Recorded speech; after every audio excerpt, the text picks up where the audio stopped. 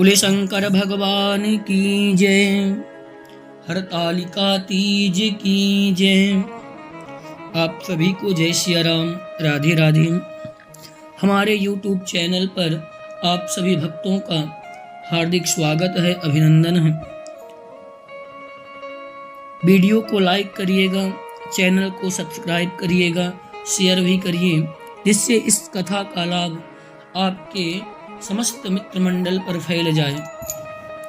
आइए हम सब हरतालिका तीज व्रत की कथा को श्रवण करते हैं। इसकी जो महात्म्य की कथा है वह भगवान शिव ने माता पार्वती जी को उनके पूर्व जन्म का स्मरण कराने के उद्देश्य से इस व्रत के महात्म्य की कथा को कहा है।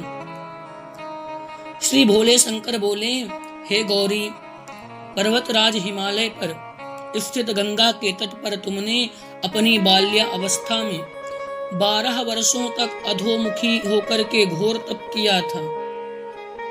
इतनी अवधि तुमने अन्न ना खाकर पेड़ों के सूखे पत्ते चबाकर व्यतीत किए। माघ की विकराल शीतलता में तुमने निरंतर जल में प्रवेश करके तप किया। वैशाख की जला देने वाली गर्मी में तुमने पंचाग्नि से शरीर को तपाया। श्रावण की मूसलाधार वर्षा में खुले आसमान के नीचे बिना अन्न जल ग्रहण किए समय व्यतीत किया। तुम्हारे पिता तुम्हारी कष्ट साध्य तपस्या को देख करके बड़े दुखी होते थे, उन्हें बड़ा क्लेश होता था। तब एक दिन तुम्हारी तपस्या तथा पिता के क्लेश को देख करके नारद जी तुम्हारे घर पधारे। तुम्हारे पिता ने हृदय से अतिथि सत्कार करके उनके आने का कारण पूछा। नारद जी ने कहा, गिरिराज, मैं भगवान विष्णु के भेजने पर यहाँ उपस्थित हुआ हूँ। आपकी कन्या ने बड़ा कठोर तप किया है, इससे प्रसन्न होकर वे आपकी सुपुत्री से विवाह करना चाहते हैं। इस संदर्भ में आपकी राय जानना चाहता हूँ। नारद जी की बात को सुन करके गिरिराज गदगद हो उठे। उनके तो जैसे सारे कलेश ही दूर हो गए। प्रसन्न चित्त होकर वे बोले, श्रीमान, यदि स्वयं विष्णु मेरी कन्या का वरण करना चाहते हैं तो भला मुझे क्या आपत्ति हो सकती है? वे तो साक्षात ब्रह्म हैं। हे महर्षि, यह तो हर पिता की इच्छा होती है कि उसकी पुत्री सुख संपदा से युक्त पति के घर की लक्ष्मी बने। पिता की सार्थकता इसी में है कि पति के घर जाकर उसकी पुत्री पिता के घर से अधिक सुखी रहे। हर पिता यही चाहता है। तुम्हारे पिता की स्वीकृति पाकर नारद जी विष्णु के पास गए और उनसे तुम्हारे विवाह के निश्चित होने का समाचार सुनाया। मगर इस विवाह संबंध की बात जब तुम्हारे कान में पड़ी तो देवी, तुम्हारे दुख का ठिकाना ना रहा। तुम्हारी एक सखी ने तुम्हारी इस मानसिक दशा को समझ लिया और उसने तुमसे उस विक्षिप्तता का कारण जानना चाहा। तब तुमने बताया कि मैंने सच्चे हृदय से मन ही मन भगवान शिव शंकर का वर्ण किया है, किंतु मेरे पिता ने मेरा विवाह विष्णु जी से निश्चित कर दिया। मैं विचित्र धर्म संकट में हूँ, अब क्या करूँ? लगता है प्राण छोड़ देने के अतिरिक्त अब कोई भी उपाय शेष नहीं बचा है। तुम्हारी सखी बड़ी ही समझदार और सूझबूझ वाली थी। उसने कहा कि सखी, प्राण त्यागने का इसमें कारण ही क्या है? संकट के मौके पर धैर्य से काम लेना चाहिए। नारी के जीवन की सार्थकता इसी में है कि पति रूप में हृदय से जिए, एक बार स्वीकार कर लिया, जीवन पर्यंत उसी से निर्वाह करे। सच्ची आस्था और एक निष्ठा के समक्ष तो ईश्वर को भी समर्पण करना ही पड़ता है। मैं तुम्हें एक घनघोर जंगल में ले चलती हूँ, जो साधना स्थली भी हो और जहाँ तुम्हारे पिता तुम्हें खोज भी ना पाए, वहाँ तुम साधना में लीन हो जाना। मुझे विश्वास है कि ईश्वर अवश्य ही तुम्हारी सहायता करेंगे। तुमने ऐसा ही किया। तुम्हारे पिता तुम्हें घर पर ना पाकर बड़े दुखी तथा चिंतित हुए। वे सोचने लगे कि तुम जाने कहाँ चली गई।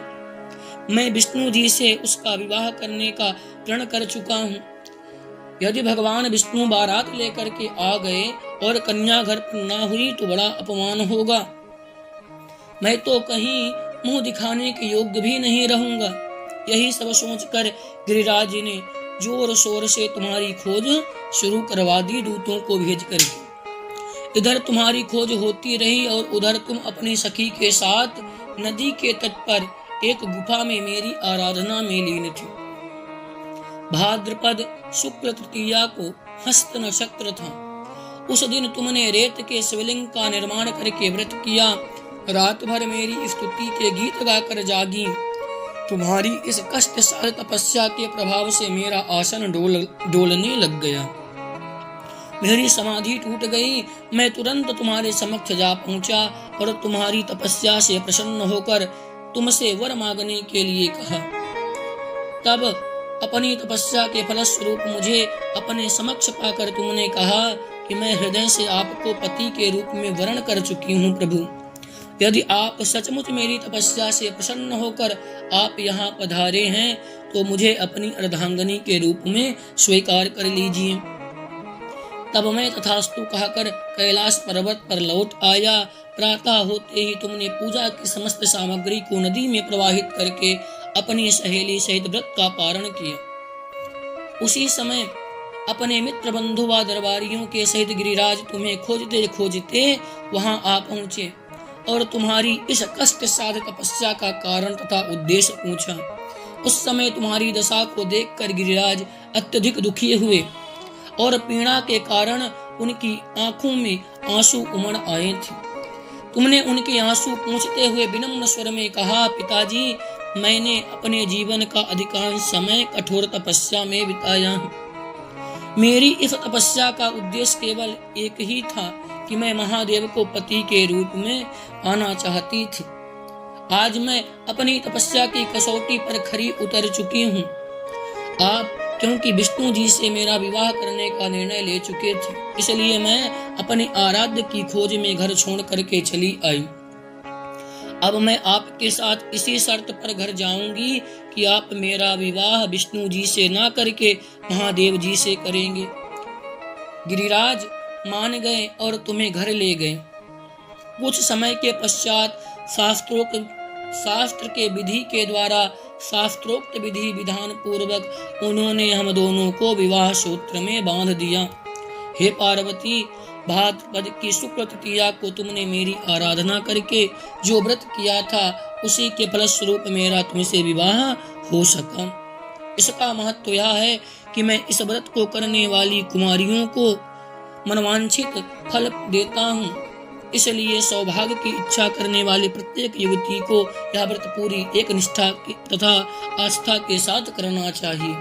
और जिन स्त्रियों का विवाह हो गया है, यदि वह पूर्ण निष्ठा के साथ इस व्रत को करती हैं तो उनके पति दीर्घ आयु होते हैं। उनके जीवन में किसी भी प्रकार की कोई विपत्ति नहीं रहती। यह स्वयं महादेव कहते हैं। बोले शंकर भगवान की जय। हरतालिका तीज की जय। आप सभी को हमारा यह वीडियो अच्छा लगा हो तो लाइक जरूर करिएगा और कमेंट में हर हर महादेव लिखिएगा। बोले शंकर भगवान की जय।